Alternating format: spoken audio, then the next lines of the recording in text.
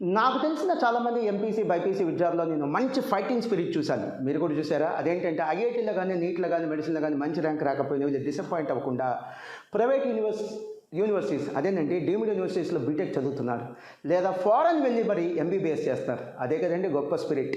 So అదేం తప్పేం కాదండి. బట్ చాలామంది విద్యార్థులకు తెలియంది ఇంకో బెస్ట్ ఆల్టర్నేటివ్ కెరీర్ ఆప్షన్ ఉంది. ఎంపీసీ, బైపీసీ విద్యార్థులు సీఏ లేదా సీఎంఏ లాంటి కామర్స్ కోర్సెస్‌కి కూడా షిఫ్ట్ అవ్వచ్చు.